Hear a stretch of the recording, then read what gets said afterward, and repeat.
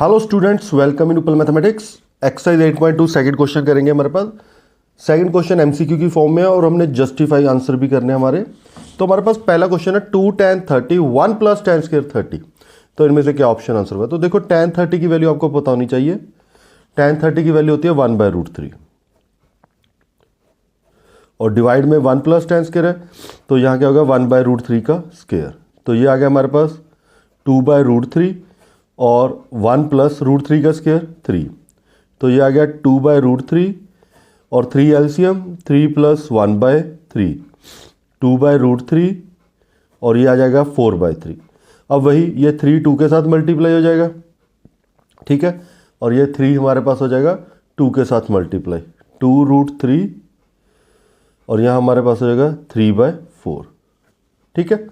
अब 3 × 2 6 4√3, ठीक है। ये 2 से कैंसिल हो, ये 3 ये 2, तो ये आ गया हमारे पास 3/2।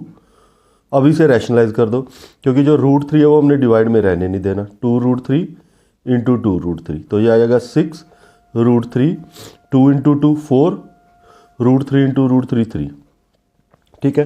तो ये कैंसिल हो गया हमारे पास 3 × 2 = 6, तो ये आ गया हमारे पास 2√3 / 4, ये भी कैंसिल, तो ये आ गया √3/2। अब देखो जो हमारे पास √3/2 वैल्यू आई है वो किसकी वैल्यू है? sin 60 cos 60 tan 60 या sin 30। तो √3/2 हमारे पास जो वैल्यू है वो किसकी है? sin of 60 की। तो हमारे पास जो आंसर है ए ऑप्शन आंसर है पहले का sin 60, ठीक है। आपको बस वैल्यू पता होनी चाहिए, फिल करो आपका आंसर आ जाएगा। तो चलते हैं सेकंड पार्ट पर।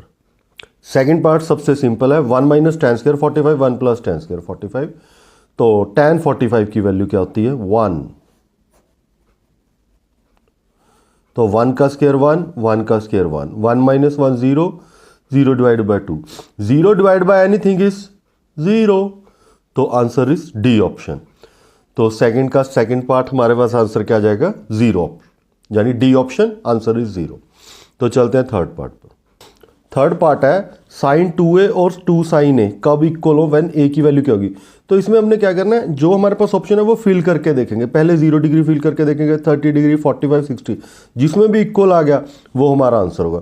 जैसे हम पहले 0 पुट करके देखते हैं, व्हेन a = 0 लेते हैं, तो यहाँ हमारे पास क्या है sin 2a a की वैल्यू 0 और 2 sin a की वैल्यू 0। अब देखो ये एंगल के साथ 2 मल्टीप्लाई, ये साइन के साथ, तो एंगल 2 के साथ 0 मल्टीप्लाई हो जाएगा, जो क्या हो जाएगा 0, और यहाँ क्या है 2 sin of 0, और साइन 0 की वैल्यू क्या होती है 0, साइन 0 की वैल्यू क्या होती है 0, 2 × 0 हमारे पास क्या आ गया 0। देखो हमारे पास पहली ऑप्शन में ही आंसर आ गया, तो ए ऑप्शन हमारा आंसर है।